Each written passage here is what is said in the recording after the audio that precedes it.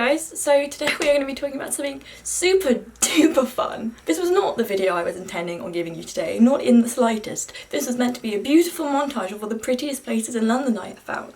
But alas, no, today it's not. I can't think right, I'm still a bit shaky. Today the video I will bring you is the struggle of daily female harassment. I'm sure you're all very excited to hear about this. I know for a fact that the majority of my audience is about between the ages of for starters, mainly female, and from ages like 13 to 24, so kind of around my age. So I'm pretty sure that the majority of people watching, then by definition, have at one point or another experienced harassment, but just even on the street or in a club or shit like that. I don't think some boys understand the extent to which it makes up just a part of your everyday as a woman. It's great. The reason I'm talking about this now, and as you might notice that I am a little bit shaky, is because this is going to sound really stupid saying it, but I will explain a little. I was just like, bear with. This might be a long one. So I walk around London all the time. I walk around London on my own all the time. I live here, I'm so comfortable here, I feel really, really safe in London. I feel really, really safe in London. I know even in light of the really recent attack we've had, I feel as a woman, even coming home in the dark 2 in the morning on my own from a club night out with my friends, I still feel safe in this city. I feel very safe in this city. So I just want to point that out first. But I was coming back from just walking around shopping. Does anybody? I bought books. That's a bag from a bookshop. I'm really happy about it. So I was in an amazing mood. And so I just get on the bus and I'm going home. And I'm sat minding my business, I'm reading, and this guy is middle-aged, kind of creepy. Bear in mind, this bus is basically completely empty, and he comes and he sits right next to me. But the way he sits down is he literally swings himself onto the seat next to me. And I'm for starters what the fuck, this is a little bit weird, because there were so many seats, he didn't have to sit next to me for any fucking reason. And as any girl knows, that the moment somebody does that to you, your alarm bells start going off. That's the thing, is being when you're a girl, you are so on your guard to shit like this all the time. So even if something minor, you're there your alarm bells start ringing at the slightest thing. That when you tell to someone else maybe, and they're oh, that's a bit of an overreaction. But little things, you become on guard like that. And the fact that we have to do that is already a worrying thing. So I'm okay, this is a bit weird. And it was really uncomfortable because he's sat touching, because I'm sat next to the window, so I'm quite boxed in now, and he's sat and he's almost he's trying to right, you know when guys cross their legs in that way, they make themselves as big as possible, and he fishes a newspaper from behind, sat on the seat behind, and he's reading the newspaper, so he's sat in a way that he's making his body as big as humanly possible. And that's, I really just hate when I just hate that. But then the result is I am there having to make my body smaller and smaller so that I don't have to touch this guy, because it's just, you can already tell I was already really unnerved.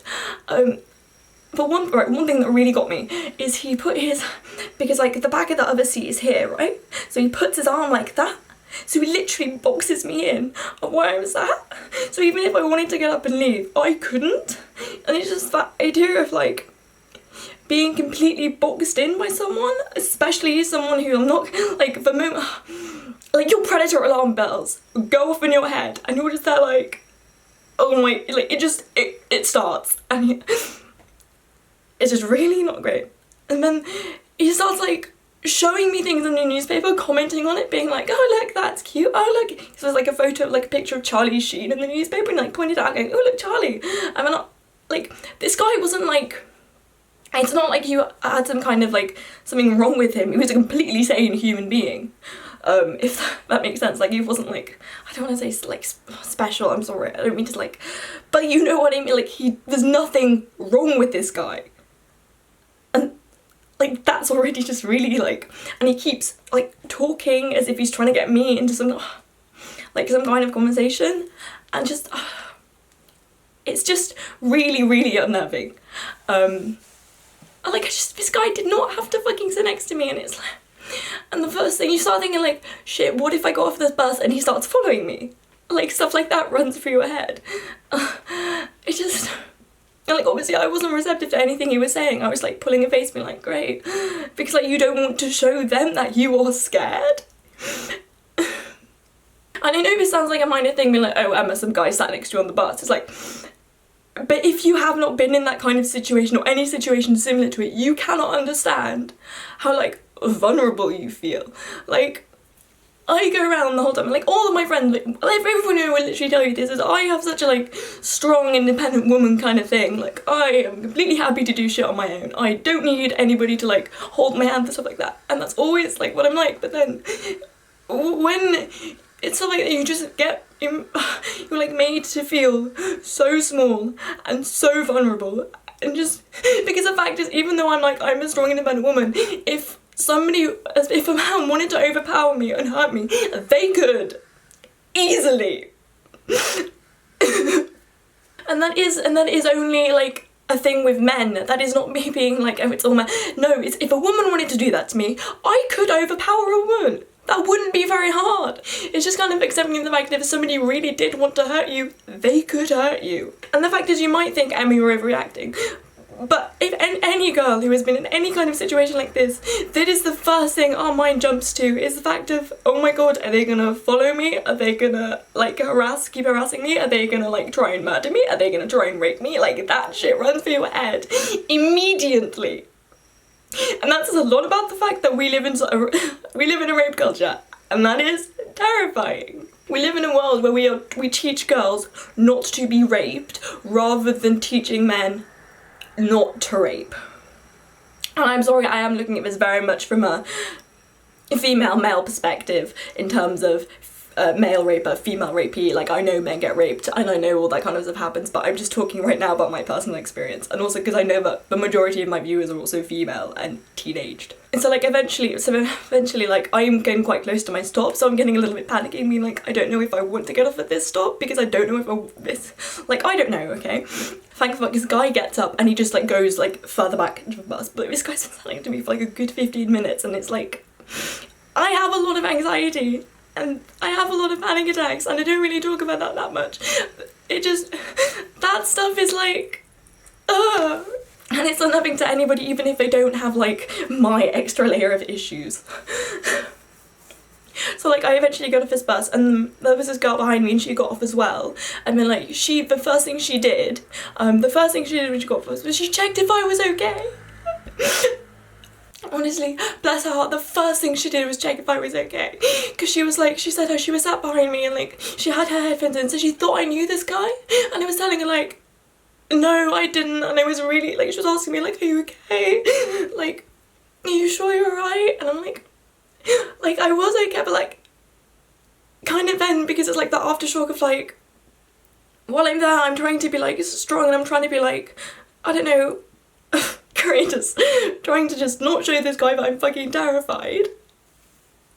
Because you're always terrified of what they could do to you. And so this girl, the first thing is to just check if I'm okay.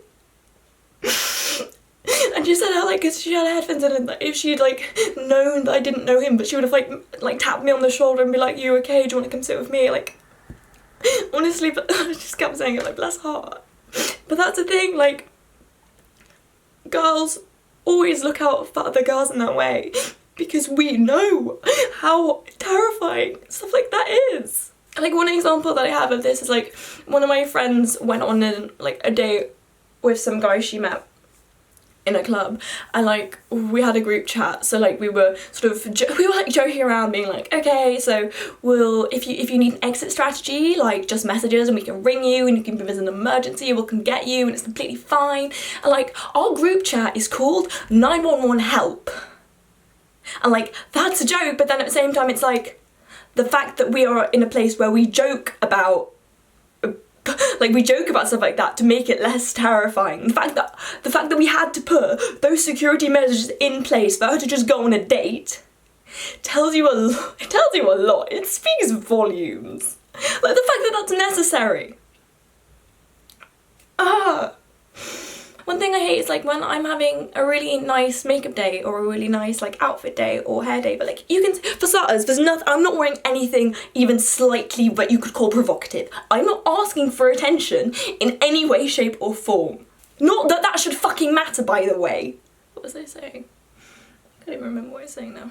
Because then I'll be walking around and I'll be like enjoying myself, but then say I'm on the tube and there's like a guy, and is always like kind of middle-aged men, because they just, I'm sorry, sometimes they can look a little bit more predatory than other people, or just they're, I don't know, they're the ones who can most easily overpower you, so they are like the biggest threat, if that makes sense. Not to say that's like a boy my age or like a girl my age wouldn't want to like do the same thing to someone, but it's like you're more likely to be able to fend them off physically than their older male counterparts, if that makes sense.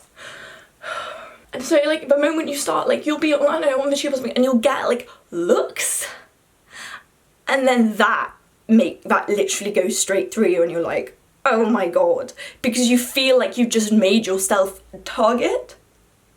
I just, and then it kind of perpetuates this whole like idea of you're asking for it, and then also victim blaming. The idea of, oh, she shouldn't have dressed like that if she didn't want to not get raped. And just like any night out as well. Here's a really good example I've just remembered. See, I haven't written anything down, like I have no idea where this is going. I went to a club with just one of my friends. We were somewhere in Piccadilly. It was a really crowded club. It was like a 90s night or whatever. And we were just dancing, we were having a good time minding our own business. And like out of the corner of my eye, I keep seeing these people like staring at us. But it's not like when somebody in like a club just like looking at you, but like they were fucking full on staring at us. So I get really uncomfortable really quickly with stuff like that. So I was telling my friend like, hey, can we like move? And then they were fucking following us. These guys started following us through the fucking club. And I got like, we weren't even like just moving a little bit, we were literally basically running away, and they were fucking following us. Do you, like, for starters, why did they think that's okay? Why do people think that's okay to do that? Why are you literally chasing someone? You were literally chasing a child. Like, I still feel like a child, by the way. So like, you're literally chasing an 18-year-old through a fucking club. What the hell is wrong with you? So like, we're really unnerved. So there's this group of about 5 girls, and they're like dancing together, and I'm like, hey, like these guys are like really creeping us out, can we dance with you? And bless their hearts, they pull us not just into their circle, they push us out the other side. So we're like, so the guys were like here, their circle was here, they pull us in and put us like here, so we're actually like physically as far away from these guys as possible. And I've actually met these girls since, like, because it's a very small world, but like, oh my god. I didn't know these girls at all. We ended up having mutual friends, which is really weird. But like, girls look out for each other, because we understand how terrifying it can be to be a woman. Kind of on the topic of nights out, I remember seeing quite recently this article, I know, a female judge giving advice, being like, girls who go out and get drunk put themselves in like positions like where they could be vulnerable. How about instead, don't teach us not to get drunk, teach them not to rape us. Oh, look at that, you went victim blaming as well with that. Obviously we look after ourselves, we have to, we know that's a necessity. But then how about you also go ahead and teach people that raping people is wrong, and it is just, Oh, and another thing. I told you this was gonna be a long video. When I got to my last school, like, one of the first things they did when all the girls arrived, because it's like boys for like underschool and then there's like a mixed sixth form, one of the first things they did when we were like, hi, welcome, school's really safe, it's like, here's a rape whistle. Like, I understand, but why? Like, that doesn't really make you feel overly safe. By the way, we've never used them and we have no idea. None of us know where they are. So then you have a school full of unruly boys with rape whistles that are really fucking loud, by the way. I don't think any of us ever used them. But it's like I get it, but it's like, hi, it's really safe, here's a rape whistle. I kind of wish I had it now though, I won't lie to you. I think I'm done. Oh, and here, let's end with this. The first time I was ever wolf whistled, I was 12 years old. Great. So, that is, I guess, what I'm going to end my video on, of the struggle of daily female harassment. Because I guarantee you the majority of the people watching me will have experienced some form of this. Or if you haven't, you probably will. Because that is the world in which we live. And people say feminism isn't necessary. Go fuck yourselves. Leave me any of your experiences down below, or how you have dealt with things, or just female solidarity, sharing and caring. Yeah. I'm fine, by the way. I cried about it the moment I got inside. I was really worried I was being followed. But it's fine. I'll live. Hopefully. Ooh. Welcome to being a woman in the 21st century. Great. Bye guys. I will see you next week with hopefully a more cheerful video. Okay. Bye.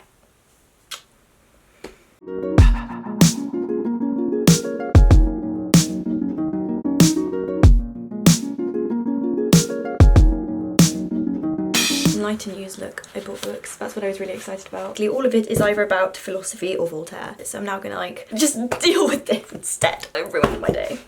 Bastard.